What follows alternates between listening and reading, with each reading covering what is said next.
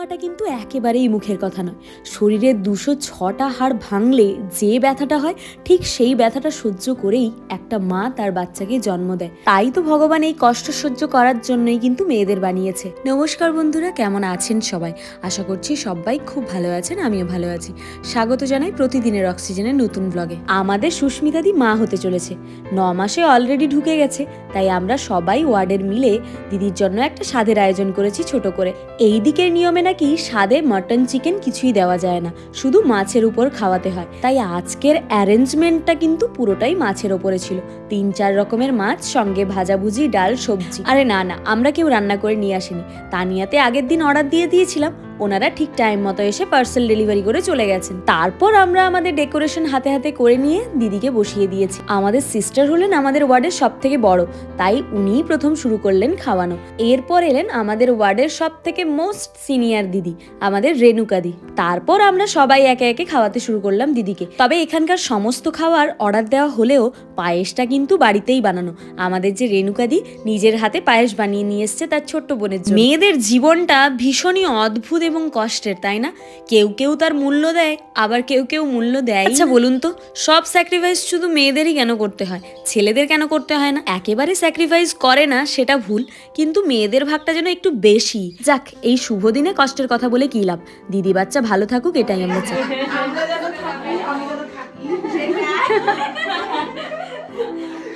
লাস্টে সুস্মিতা দেখা গেল নর্মাল ডেলিভারি হয়ে গেল।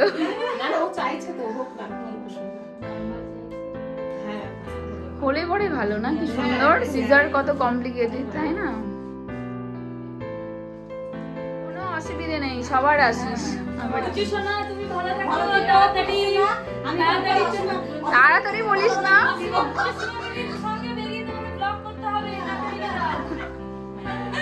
তাড়াতাড়ি বলিস না। ও না না না না, তুমি সবার আগে বেরিও না। আচ্ছা, আমি এটাই খাওয়াবো। বড় করে হা করতে হবে কিন্তু। কত বড় হা করতে পারো তুমি? ফুচকা, এটা কিন্তু ফুচকা খাও, ফুচকা। হা করো, হা। হা। তোর মাথার মধ্যে দেখা যাচ্ছে না, একটুখানি হাইট করো। হ্যাঁ, আপনি কি করেন না নাকি? তো সুন্দরই লাগে। দাদা, মাছটা কি হয়েছে বাসি? দেখে, হ্যাঁ। তবে এখানে একটা জিনিসের উপর আমার কিন্তু ভীষণ লোভ, আর সেটা হলো পায়েস। শেষ পর্যন্ত পায়েসটা আমিই খেয়েছিলাম।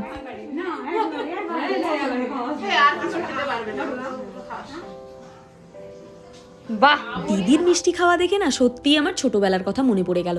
আমি ছোটবেলায় মুঠো মুঠো চিনি খেতাম, চিনি ছাড়া যেন আমার দিনটা একেবারেই অচল ছিল। কিন্তু এখন আর সেরকম ভাবে চিনি খেতে পারি না, মিষ্টি জিনিসটা একটু অ্যাভয়েড করি বললেই চলে। তবে পায়েসটা কিন্তু আমার প্রিয়। ছোটবেলায় আমার দিদা যেখানেই যেত আমার জন্য পায়েস তুলে নিয়ে আসতো বাটিতে করে, এবং সেটা এক বাটির ওপরে হতে হবে। সত্যি এই জিনিসগুলো মনে পড়লে এখন ভীষণ হাসি পায়। যাক, ওদিকের অনুষ্ঠান শেষ করে আমি চলে এসেছিলাম রুমে। আজকে আমি যাচ্ছি বাড়ি, আমার দাদার বিয়ে বলে কথা।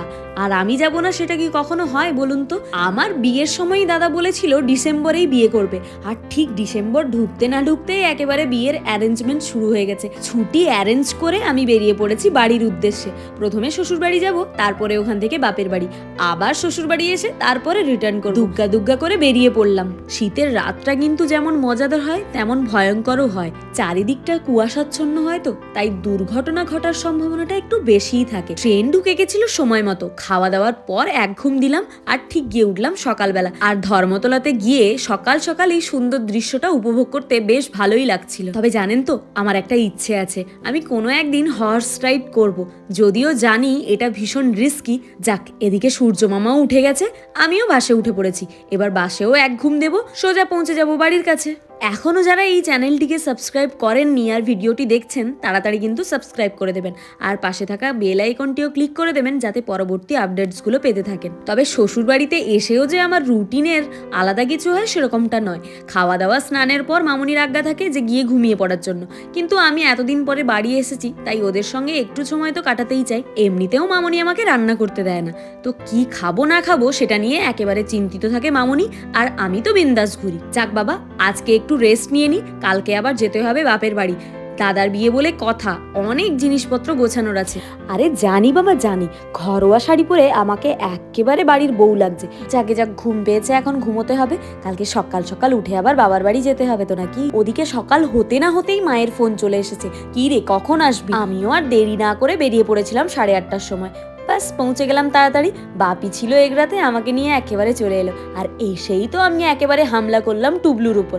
টুবলুকে ছাড়া এখন আমি কারোর দিকে কনসেন্ট্রেট করতে পারবো না। আর এই পুচকেটা তো মানে আর কিছু বলার নেই। মিমির কোলে আদর খেতে খেতে মিমির সঙ্গে কথা না বলেই ও ঘুমিয়ে পড়লো। যাকে যাক, ও ঘুমোক। এবার চলুন ম্যারেজ রেজিস্ট্রি অফিসে যাওয়া যাক। তার মানে কি ভাবলেন যে দাদার বিয়ে নয়, শুধু রেজিস্ট্রি ম্যারেজের জন্য এসেছি? আরে না না, কালকে দাদার বিয়ে, কিন্তু আজকেই ডেট পড়েছে রেজিস্ট্রি ম্যারেজের। প্রথম অ্যাপ্লিকেশনটা ওরা 1 মাস আগেই জমা দিয়ে এসেছিল, আর বিয়ের আগের দিনই ঠিক পড়ে গেছে ওদের রেজিস্ট্রি ম্যারেজের ডেট। আর এই যে দুজন বেয়াক্কেলে মানুষ আসার সময় নাকি জামা পরে আসছিলেন, অনেক বলে কয়ে শাড়ি আর পাঞ্জাবি পরিয়ে নিয়ে আসতে পেরেছি। তবে ফাইনাল রেজিস্ট্রির জন্য কিন্তু 3 জন সাক্ষী লাগে, আর তার জন্য আমার বাড়ি থেকে আমি এসেছিলাম, তবে সাক্ষী দিতে নয়, ভিডিও করতে। আর এসেছিলেন আমার আর ওদিকে মেয়ের তরফ থেকে এসেছিলেন মেয়ের বাবা, মামা আর একজন দাদা। তবে তাড়াতাড়ি পৌঁছানোর আরেকটা ভালো গুণ আছে জানেন তো, 10:30টায় টাইম ছিল, বেশি দেরি করিনি, পৌঁছে গেছিলাম বলেই তো তাড়াতাড়ি কাজটা শুরু হয়ে গেল। 9 বছরের সম্পর্ক তাদের, আজকে 4 হাত 1 হতে চলেছে।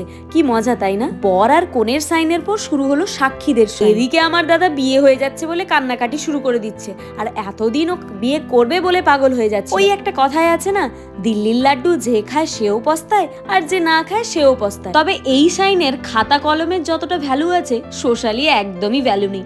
এখন যদি সবাই বলে যে ওরা হাজবেন্ড ওয়াইফ, কেউ মানতেই চাইবে না যতক্ষণ না সোশ্যাল ম্যারেজ হচ্ছে। কি আমার দাদা আর সঙ্গে হবু বৌমনিকে কেমন লাগছে বলুন তো? আরে জানি জানি আপনারা সবাই বলবেন ওকে ভালো লাগছে। যাক, ওদের সাইনের পর এবার এলো ফিঙ্গারপ্রিন্ট, আর এই ফিঙ্গারপ্রিন্ট দেওয়ার পরই শেষ হবে ওদের রেজিস্ট্রি ম্যারেজের কার্যকলাপ। ভালোবাসার মানুষকে একেবারে নিজের করে পাওয়ার যে অনুভূতিটা, সেটা একমাত্রই তারা বোঝে যারা এই স্বপ্নটা সত্যি করতে পারে, আর এটা তাদের কাছে এক শ্রেষ্ঠ উপহার। ওদিকে শৈশাবুত প্রায় শেষের দিকে, 10 মিনিট পরেই হাতে পেয়ে গেল ওদের রেজিস্ট্রি ম্যারেজের সার্টিফিকেট। ওদের কতটা ভালো লাগছে সেটা আমি জানি না, আমার তো ভীষণ ভালো লাগছে। Congratulations to both of you, stay together forever. এদিকের কাজ মিটিয়েই সঙ্গে সঙ্গে আমরা রওনা দিলাম বাড়ির দিকে। বাড়িতে অনেক কাজ এখন, কালকে বিয়ে বাড়ি বলে কথা। আশীর্বাদ করুন আমার দাদা আর হবু বৌমনি যেন খুব ভালো থাকে। আমাদের পিপি হ্যালো করে দাও। আমাদের কুচি বাচ্চা, আর আমাদের এখানে কি আছে? আমাদের এখানে উডবি গ্রুম ইয়েস। আই দাদা করে দাও, আই করে দাও মাম্মা, কুচি মাম্মা। ইয়ে বাবা, পুকি চু।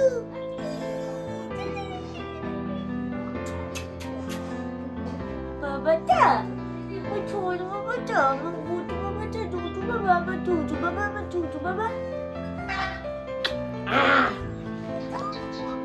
খালি দুটু মেয়ে ঘরে, খালি দুটু মেয়ে ঘরে, দুটু না তুমি তো একদম দুটু। এটা কুকু বাচ্চা, আমার পুপু বাচ্চা। দেখা করে দেখিয়েছে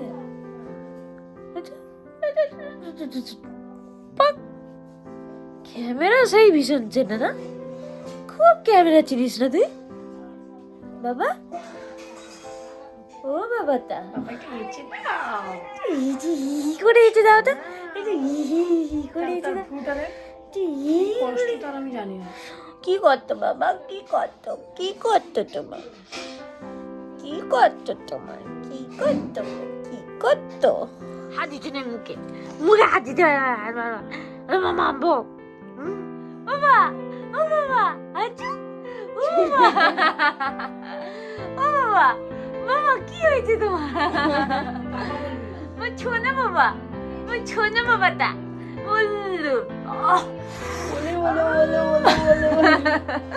ও বাবা, বাবা কি হয়েছে তোমার? বদমাস দেখ কিরকম তাকিয়ে আছে, দেখ তাই বদমাস। যাবো রাস্তায় যাবো, বসে বাপিকে নিয়ে রাস্তায় বাড়িতে এলে যতই ভাবি কাজ করব, টুবলু থাকলে আর সেটা হয় না। ওকে নিয়েই সারাদিনটা কেটে যায়। বাড়িতে আজকে সকাল থেকেই পুজো ছিল, দাদাও উপোস ছিল তো, তাই ওকে আর আইবুড়ো ভাত দেওয়া হয়ে ওঠেনি।